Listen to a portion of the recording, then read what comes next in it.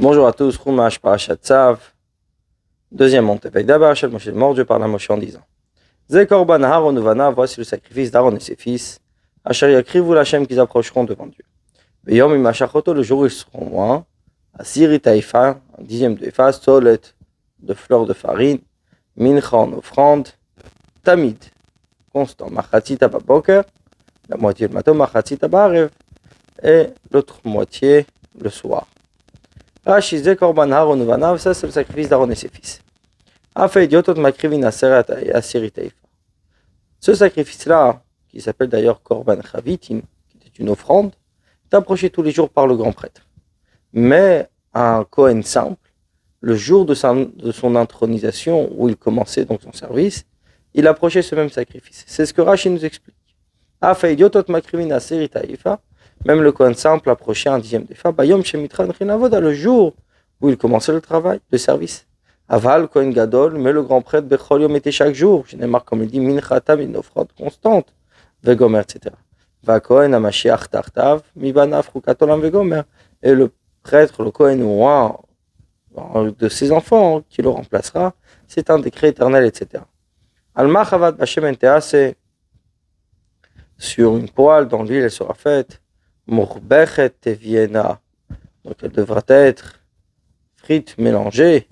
Toufine minchat pitim, tu l'amèneras donc ébouillantée, takriv, bien cuite, takriv, tu l'approcheras, reach nichoach, l'Hachem, une bonne odeur agréable pour Dieu. Murbechet, qu'est-ce que c'est murbechet? C'est ébouillanté. Chaluta berotrin kol tzorka, détrempé dans l'eau bouillante autant que nécessaire. Toufine, bien cuite, afouya fiot, elle est cuite plusieurs fois.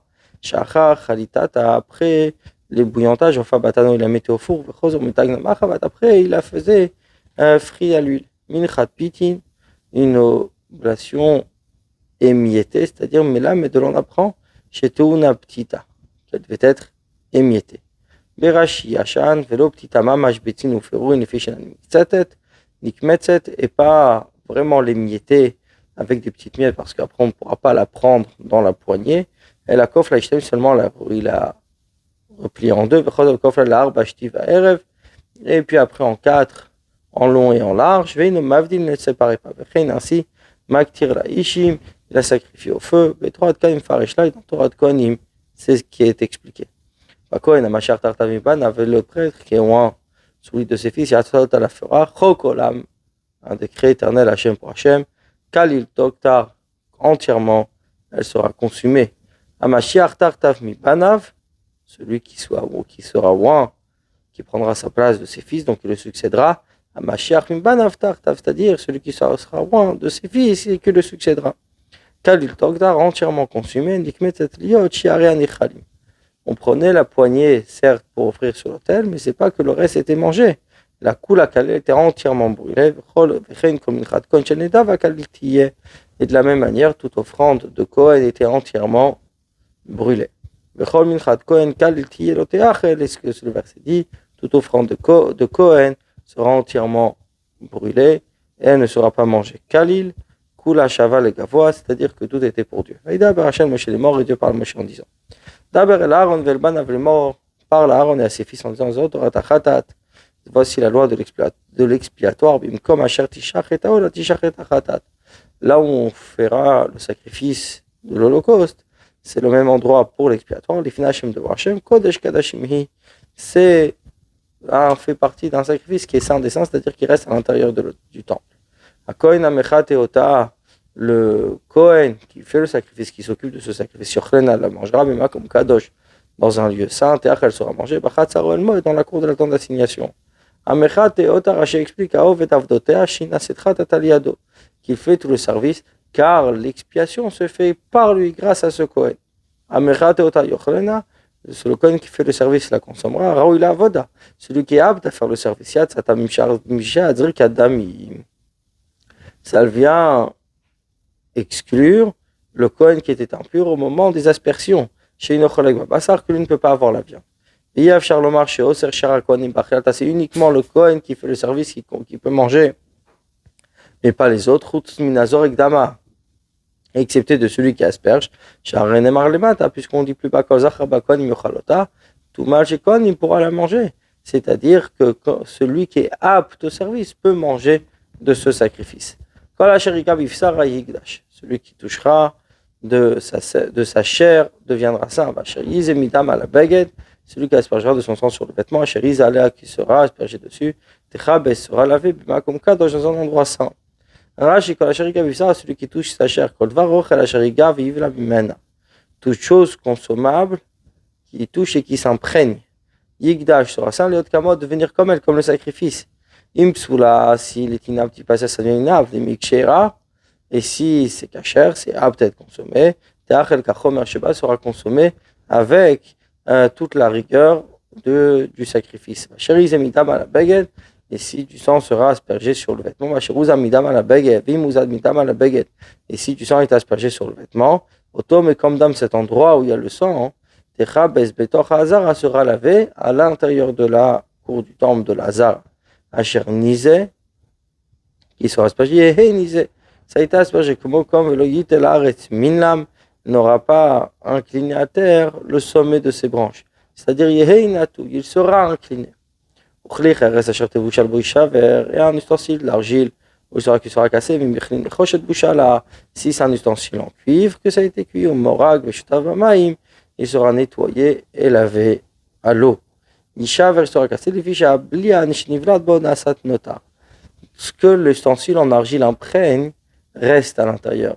Et donc, à partir du moment où il imprègne, tout ce qu'il imprègne devient du notar, c'est-à-dire ce qu'il reste de sacrifice. Et donc, c'est pour cela qu'il est impératif de le casser. On ne peut pas le garder. La règle est la même pour tous les sacrifices. Au morak, il sera nettoyé.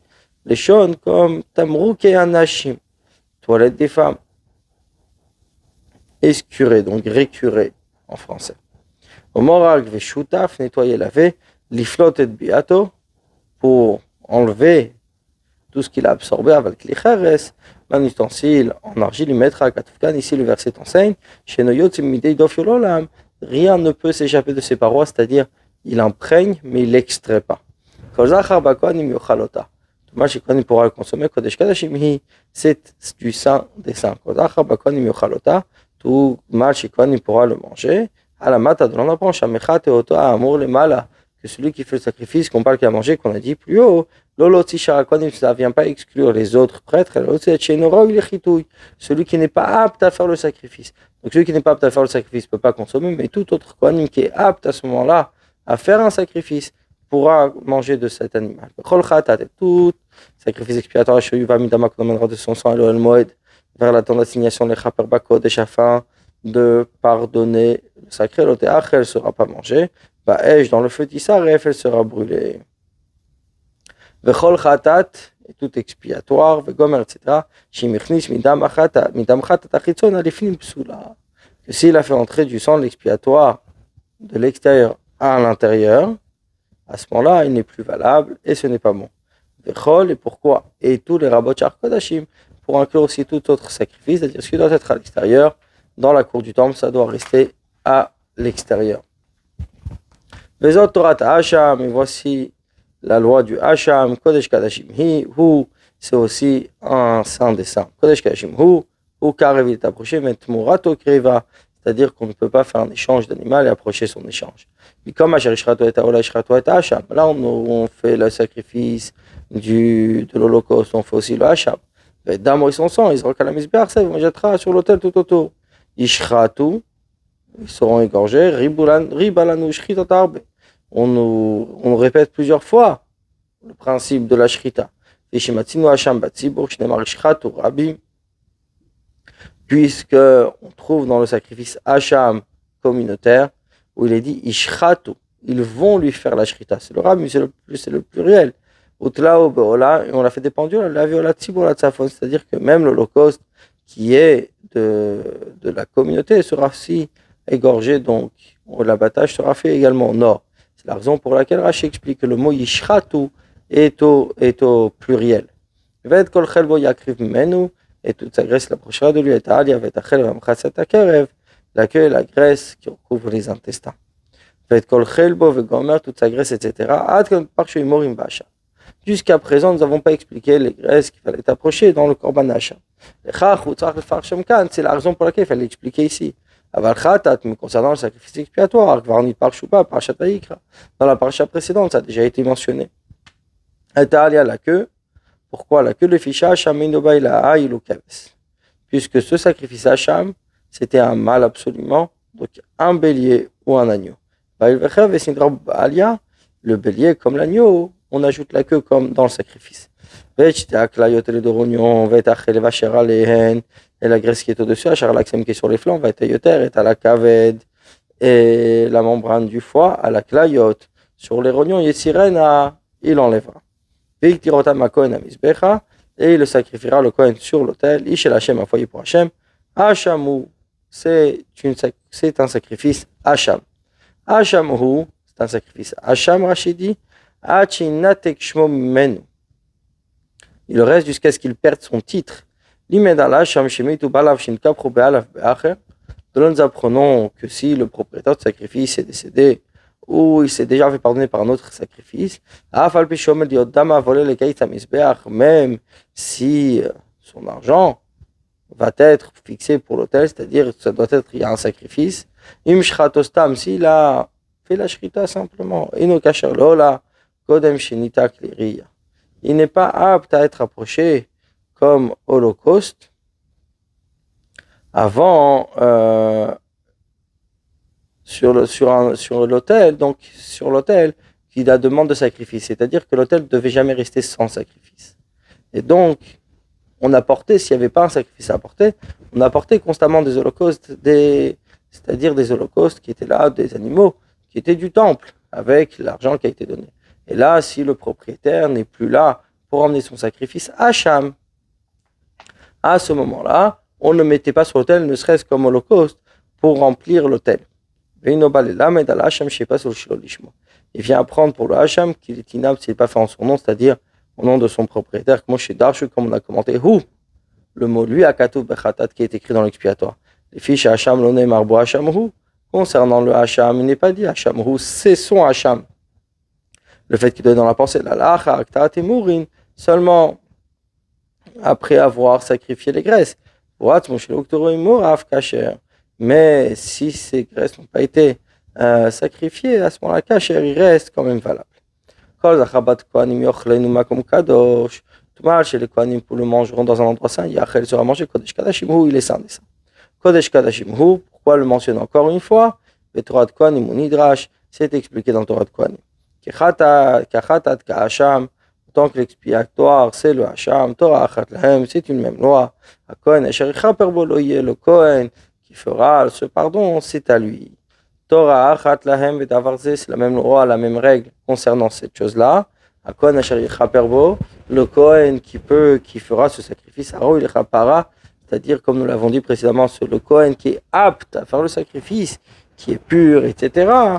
Cholek Bo, il peut en avoir une part, Prat, excepté l'itvulium, celui qui doit se tremper le soir au mikveh pour se purifier, au mechusar kippurim, celui qui demande expiatoire, ve'onen, et celui qui a perdu ses parents, et avant la période de deuil. Kohen amakri vetolat ish ora ola.